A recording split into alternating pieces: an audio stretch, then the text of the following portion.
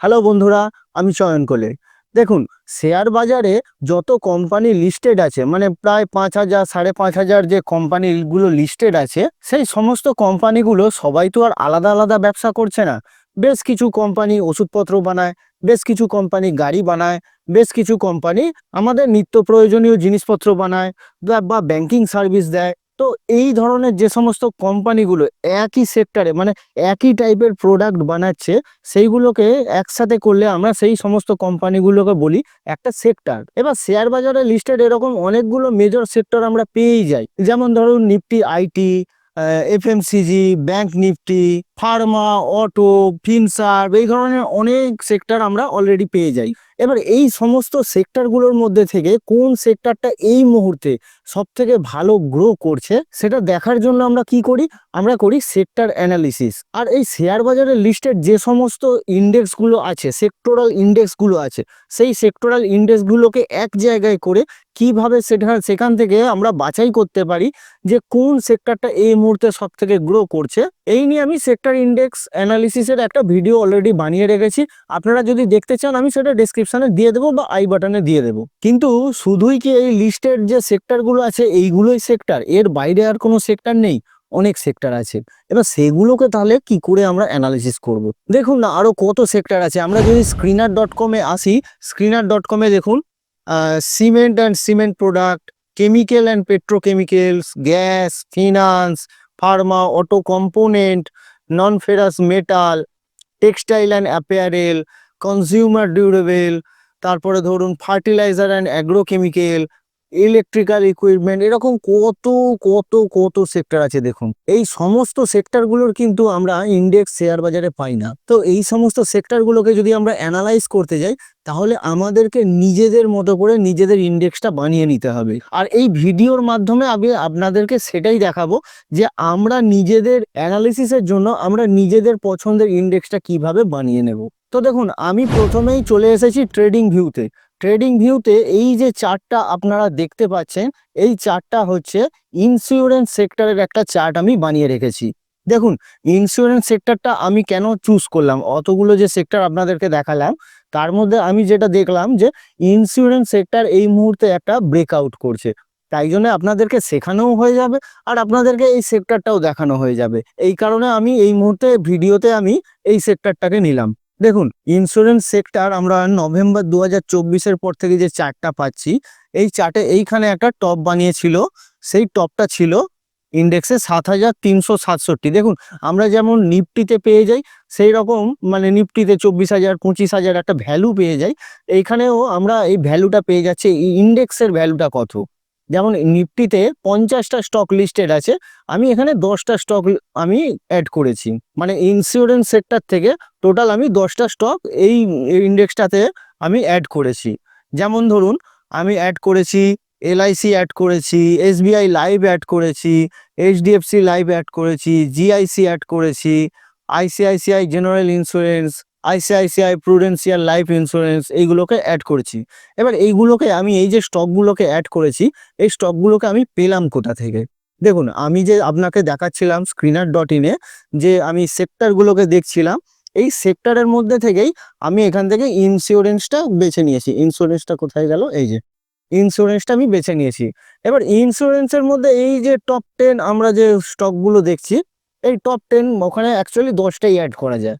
তো আমি টপ 10 এই সেক্টরের মধ্যে যে যে কোম্পানিগুলো আছে, যেমন ধরুন life insurance, SBI life, HDFC life, ICICI Prudential, ICICI Lombard, general insurance, Max finance, এরকম যত কোম্পানি আছে এর মধ্যে আমি 10টাকে সিলেক্ট করে 10টাকে অ্যাড করে নিয়েছি এই ইন্ডেক্সটার মধ্যে। তো এই ইন্ডেক্সটা আমাদেরকে এই মুহূর্তে কি দেখাচ্ছে? এই যে টপটা বানিয়েছিল 7,371-এর যে টপটা বানিয়েছিল, এই টপের পর থেকে ইন্স্যুরেন্স সেক্টরের সমস্ত স্টকই তার মানে অনেকটা পড়ে গিয়েছিল। এমনই, মানে আমাদেরকে ইন্ডেক্স দেখাচ্ছে। এবার সেইখান থেকে যে রিবাউন্ড করেছে, রিবাউন্ড করার পরে দেখুন মে 2025-এ একটা বড় ক্যান্ডেল বানিয়ে এই যে ব্রেকআউটটা করেছে, আমি যেটা এটা উইকলিতে করি, দেখুন উইকলি চার্টে এইখানে এসে 7,367 যে হাইটা ছিল সেই হাইটাকে ব্রেক করে দিয়েছে। তার মানে কি, এরপরে আমাদের কাছে ওপেন স্কাই, মানে এই যে সেক্টরের যে ইন্ডেক্সটা আমি দেখছি এর ওপরে আর কোনো রেজিস্ট্যান্স লেভেল নেই। এখান থেকে আমাদের কোথায় যাবে কেউ জানে না, এর জন্য ইন্ডেক্সের জন্য ওপেন স্কাই। তো এবার আপনাদেরকে দেখাই এই যে ইন্ডেক্সটা আমি বানালাম, এই ইন্ডেক্সটা আমি বানালাম কিভাবে। দেখুন আপনাদেরকে কি করতে হবে, প্রথমে যেতে হবে ট্রেডিং ভিউতে। ট্রেডিং ভিউয়ে এই যে সার্চ বাটনটা আছে এই সার্চে যেতে হবে। সার্চে গিয়ে ফার্স্টে ধরুন লিখতে হবে ABC, যা ইচ্ছা আপনি লিখতে পারেন। ABC লিখে দিলাম, লিখে আমি প্লাস মারলাম। কেন ABCটা লিখলাম, কারণ আমাকে প্লাস করতে হবে। আমি যদি কোনো স্টক লিখি তখন সেই স্টকটাতে ঢুকে যাব। তো ABC লিখে প্লাস লিখে এইবারে যে যে এই যে লিস্টটা আছে, life insurance, SBI life, HDFC life, এগুলোকে এক এক করে অ্যাড করব। কিভাবে অ্যাড করব, ধরুন আমি লিখলাম LIC, life insurance corporation of India এসে গেছে, এটাকে আমি অ্যাড করে দিলাম। ক্লিক করলাম, অ্যাড হলো। এই অ্যাডের সময় দেখুন NSE/LICI চলে এসেছে। এবার প্লাস দেব, প্লাস দিয়ে এবার ধরুন আমি লিখবো কি ছিল, SBI লাইফ ইন্স্যুরেন্স। এবার আছে SBI লাইফ, এই যে SBI লাইফ এসে গেছে, SBI লাইফটাকে আমি অ্যাড করে দিলাম। এবার প্রথমে যে আমরা ABCটা লিখেছিলাম সেটাকে কিন্তু কেটে দেব, না হলে কিন্তু ইন্ডেক্সটা ফর্ম হবে না। কেটে দিলাম। এবারে চলে এলাম আবার একদম শেষে, আবার প্লাস দিলাম। প্লাস দিয়ে কি লিখবো, কি আছে, HDFC life, HDFC life, HDFC life insurance এসে গেছে, এটাকে ক্লিক করে দেবো। দেখুন আপনারা এটা কম্পিউটারের মাধ্যমেও করতে পারেন অথবা আপনাদের ফোনের মাধ্যমেও আপনারা করতে পারেন। আবার প্লাস দিলাম। তো এবার কি আছে, ICICI প্রু, ICICI প্রু। তো ICICI প্রু, এইরকম ভাবে আপনারা পরস্পর পরস্পর যদি আপনারা অ্যাড করতে থাকেন, এরকম 10টা আপনারা অ্যাড করে নেবেন, তাহলেই আপনাদের এই ইন্ডেক্সটা ফর্ম হয়ে যাবে, যেমন আমি অলরেডি বানিয়ে রেখেছিলাম এইটা। এবার যেহেতু আমরা দেখতে পাচ্ছি যে ইন্স্যুরেন্স সেক্টরে একটা ব্রেকআউট আসছে, তাহলে আপনাদেরকে কি করতে হবে, আপনাদেরকে করতে হবে ইন্স্যুরেন্স সেক্টরে এই যে লিস্টেড কোম্পানিগুলো আছে, LIC, SBI লাইফ, HDFC, সবার চার্টগুলোকে খুলে খুলে দেখতে হবে। আর দেখে ডিসাইড করতে হবে যে কোন মানে কোন স্টকটাতে একটা মাল্টি ইয়ার ব্রেকআউট আসছে, মানে অনেক দিন আগের একটা, প্রায় 3 বছর 4 বছর আগের একটা হাইকে কোন স্টকটা একটা বড় ভলিউম নিয়ে ব্রেকআউট দিচ্ছে। তাহলে কি হবে, আপনাদের একটা ভালো ব্রেকআউট খোঁজার চান্স, মানে আপনার এই ব্রেকআউটটা সাকসেসফুল হওয়ার চান্সটা অনেক বেড়ে যাবে। দেখুন আমি যে ট্রেডগুলো করি সেই ট্রেডগুলোতে স্টক সিলেকশনের আমার একটা মেথড আছে। এই মেথডটাকে আমি বলি ব্রহ্মা বিষ্ণু মহেশ্বর, মানে 3টে কন্ডিশন যখন ম্যাচ করে, ব্রহ্মা বিষ্ণু মহেশ্বর। ব্রহ্মা কাকে বলি, আমাদের মার্কেটকে, ওভারঅল মার্কেট, মানে নিফটির কি সিচুয়েশন আছে, সেন্সেক্সের কি সিচুয়েশন আছে, নিফটি কি একটা আপমুভের ট্র্যাজেক্টরিতে আছে। যদি একটা আপমুভের ট্র্যাজেক্টরিতে থাকে নিফটি, তাহলে আমরা বলবো যে ব্রহ্মা ঠিক আছে। বিষ্ণু আমি তাকে কোনটাকে বলবো, বিষ্ণু বলবো সেক্টরটাকে। মানে কি, ধরুন এই যে LIC যদি একটা ব্রেকআউট আমাদেরকে দেখায়, তাহলে LICর সেক্টরটা কি করছে, মানে শুধু স্টকটা নয়, তার পুরো গোটা সেক্টরটাই কি একটা স্ট্রং আপ মুভে আছে। তখন তাহলে কি হবে, LICর যে ব্রেকআউটটা হচ্ছে তার ওপর দিকে যাওয়ার চান্সটা অনেকটা বেড়ে যাবে। আর মহেশ্বর হলো স্টকটা, মানে যে স্টকটাকে আমি সিলেক্ট করছি সেই স্টকটাতে কি একটা বড় ভলিউম নিয়ে একটা অনেক দিন পুরনো হাইকে কি ভাঙছে।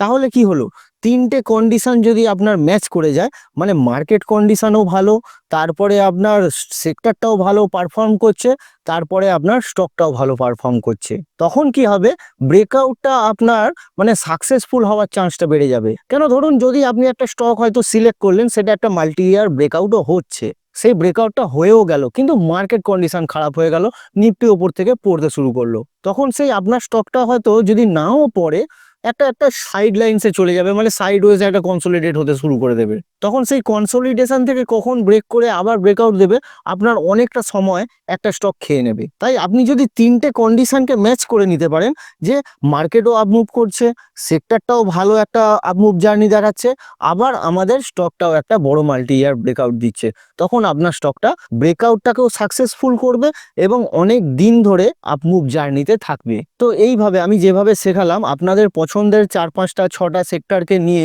আপনি যদি একটা একটা করে ইন্ডেক্স বানিয়ে নেন, দেখুন বারবার কিন্তু বানাতে হবে না, একবার বানিয়ে নিলেন, নিয়ে যখন সার্চ করে নিলেন, তখন আপনার কিন্তু সার্চ হিস্ট্রিতে, মানে ট্রেডিং ভিউ এর সার্চ হিস্ট্রিতেই পুরো ওই যে মানে কমান্ডগুলো আপনি দিলেন, সেই কমান্ডটা থেকে যাবে। মানে এই নয় যে বারবার আপনাকে খুলতে, বারবার ওইটাকে বানাতে হবে। তো একবার যদি খেটে এই কমান্ডগুলোকে বানিয়ে নেন, মানে ইন্স্যুরেন্স সেক্টরটাকে বানিয়ে নিলেন, তারপর হয়তো টেলিকমটাকে বানিয়ে নিলেন, তারপর হয়তো জুট অ্যান্ড টেক্সটাইলটাকে বানিয়ে নিলেন, এইভাবে আপনার যে কটা স্টক, মানে যে কটা সেক্টর আপনি লিস্টেড পাবেন না ট্রেডিং ভিউতে, সেই সব কটার একটা একটা করে ইন্ডেক্স বানিয়ে নিন। আর যখন আপনার দরকার হবে মাঝে মধ্যে খুলে খুলে দেখবেন। এবার যখন দেখবেন একটা ভালো ব্রেকআউট দিচ্ছে বা আপমুভ জার্নি দেখাচ্ছে, তখন সেই সেক্টরের স্টকগুলোকে একটা একটা করে আপনি বাছাই করতে পারবেন। তো এবার আপনাদেরকে একটা ভালো হোমওয়ার্ক দিই, আমি যে সেক্টরটা আপনাদেরকে দেখালাম, ইন্স্যুরেন্স সেক্টরটা, এই সেক্টর থেকে কোন স্টকটা সব থেকে ভালো মাল্টি ইয়ার একটা ব্রেকআউট দিচ্ছে। আপনারা এই পুরো সেক্টরের 10টা যে স্টক আপনাদেরকে দেখালাম, এই স্টকগুলোকে সমস্তগুলোর চার্টগুলোকে খুলে খুলে দেখুন, আর যে স্টকটাকে দেখে আপনার মনে হবে যে হ্যাঁ এই ব্রেকআউটটা সব থেকে পাওয়ারফুল হতে পারে, সেই ব্রেকআউটটা আমার কমেন্ট বক্সে জানান। ধন্যবাদ। ভিডিওটা ভালো লাগলে লাইক, কমেন্ট আর শেয়ার করতে ভুলবেন না। আর এই ধরনের আরো নতুন নতুন টিপস অ্যান্ড ট্রিক্স যদি আপনি শেয়ার বাজার সম্বন্ধে শিখতে চান, তাহলে চয়ন করে চ্যানেলটাকে অবশ্যই সাবস্ক্রাইব করে বেল আইকনটাকে টিপে দিন। ধন্যবাদ, দেখা হচ্ছে পরের ভিডিওর।